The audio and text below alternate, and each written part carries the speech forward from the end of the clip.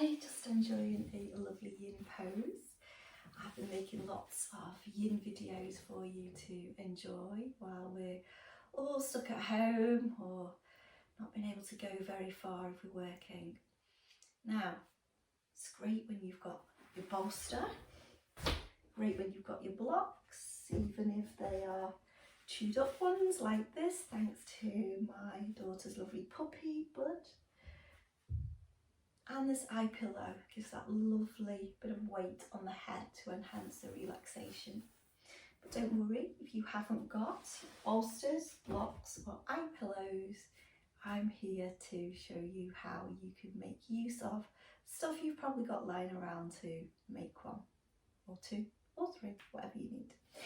So the first one is eye pillows. Now, I don't know about you, but I have a basket full of odd socks. There must be about 100 there. None of them match. So let's make use of at least one, maybe more if there's 2 of you or 3 of you in the house doing yoga.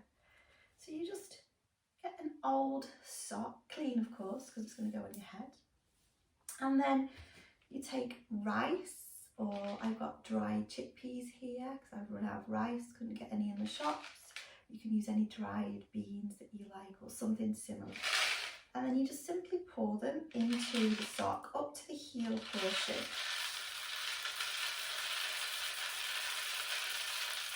Oh, it's quite a relaxing noise.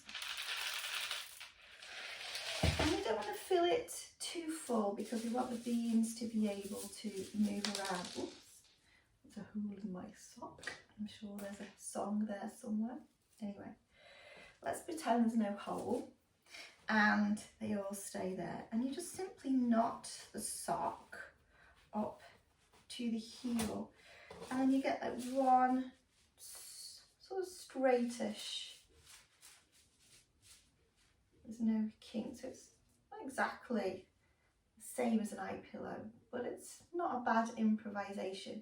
And the bigger your feet, the better. I am a size 4, so my sole to my toes, sorry, my toes to my heel is quite small, but if I lie down, of course, any excuse to lie down, and oops, blocking the way, and just place that, even with the hole there, they stay in place, and it just gives you that little bit of pressure around the forehead, around the eye sockets, and that just weights the head. And even if you make only one prop, I would suggest this one is probably going to be the most useful. Thank you very much.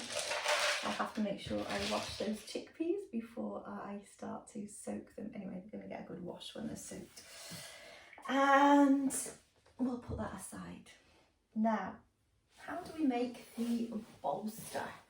Now, bolsters, they're quite expensive as well, so if you don't do yoga that often, and if you don't do yin that often, maybe you don't want to invest in one. They're usually between £25 and £40 plus delivery if you're buying one, so quite an investment. But most of us have a blanket, most of us have got that big firm pillow that's so uncomfortable we can't sleep on it, so this is where we use it. And we try and squash it down as much as we can, try and make it into a sausagey roll. Now this is so firm that it's almost impossible to double up. But with the weight of the blanket, as we roll it up and we keep pressing it underneath, we will start to end up with a sausage shape. So it's more of a sausage shape than the pillow shape. And what we're going to do is we're going to use either 2 dressing or bathrobe ties, belts. You can use belts, ties, you can use scarves. I've got these lovely scarves, one from my friend Elaine. Thank you, Elaine, I'm sure you're watching this. And a lovely scarf here that everybody who came onto my Trigonos Snowdonia retreat in November bought for me. Happy memories there. So I could use those. But I'm just going to stick with the dressing robe, bathrobe cords. I'm just going to take the straps, belts, whatever you use, ties, ask permission first if it's not yours. And then we're going to tie them. Now, I knew that one day being a girl guide would come in useful.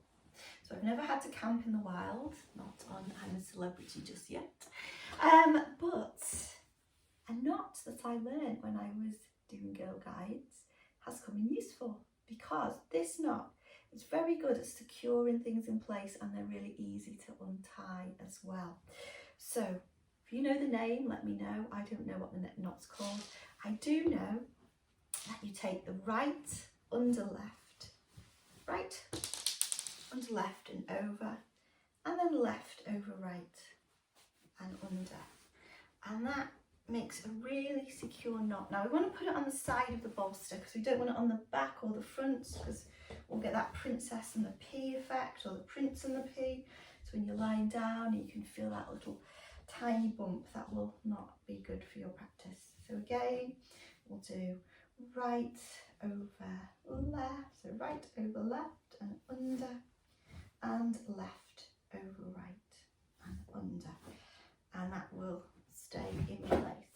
Now, it might be bigger than a bolster, but when you actually lie on it, it becomes about the same support that you'll need. And again, you know, very helpful to feel comfortable. And then the blocks. So you wondered why I have this bookshelf here, and now you know. Never read the books, honestly, or apart from the yoga ones, but they're very useful for blocks. Now, blocks, when we use them, we tend to either put them on the end, put them on the side, or put them flat. Now, generally in Yin Yoga, we use, especially when we're doing a bolster, and we create this kind of sloping support, we use Daddy Bear block and Mummy Bear block. That's Baby Bear, way of remembering it. So how do we measure if we haven't got a tape measure or we haven't got blocks? Well, here's very useful for the shape of your body.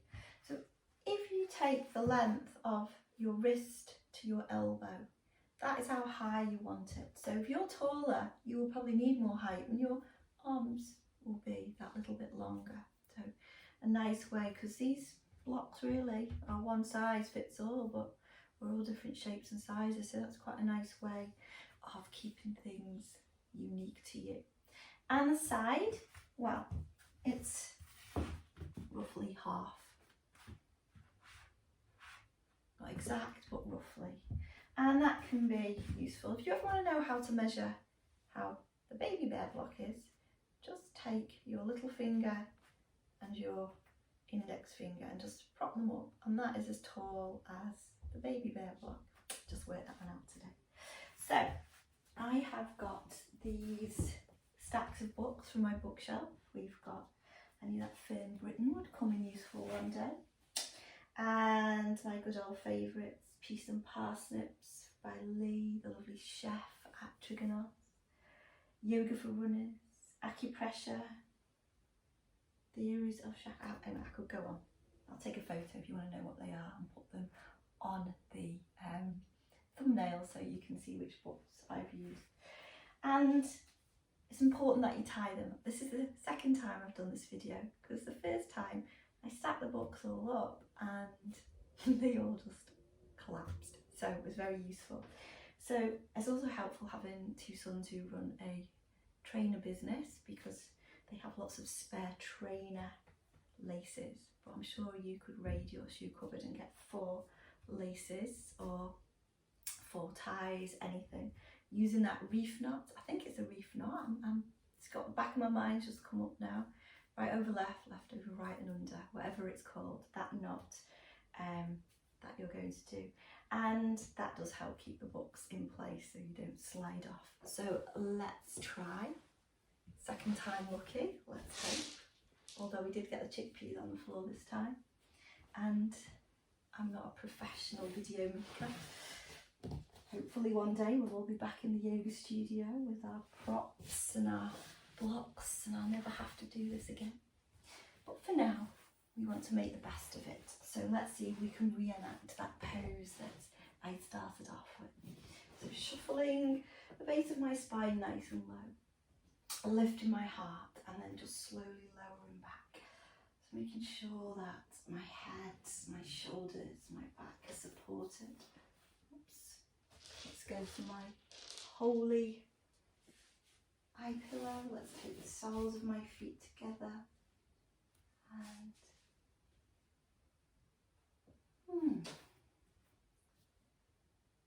nice.